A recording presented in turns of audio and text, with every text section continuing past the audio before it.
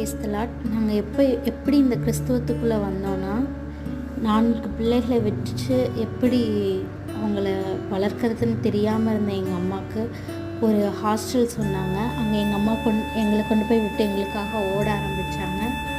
நாங்களும் அங்கே கிறிஸ்துவத்துக்குள்ளே வளர்க்கப்பட்டு அந்த ஹாஸ்டல்லேருந்து வெளியே வந்தோம். வெளியே வந்து கொஞ்ச நாளில் எங்கள் அம்மாவுக்கு உடம்பு சரியில்லாமல் போயிடுச்சு. செய்வனை கட்டுக்கள் மூலம் சுயநினைவையே இழந்து உடம்பு பூரா புண்ணால் எங்கள் அம்மா பாதிக்கப்பட்டிருந்தாங்க. அதில் நாங்கள் 4 பேரும் எப்படி இதிலேருந்து எங்கள் அம்மா வெளியே கொண்டு வரதுன்னு தெரியாமல் இரவு பகலும் ஜெபத்தில் இருப்போம். ஊழியக்காரங்க வந்து எங்களுக்காக ப்ரேயர் பண்ணி எங்கள் அம்மாவை அதிலேருந்து விடுதலை கொடுத்தாங்க.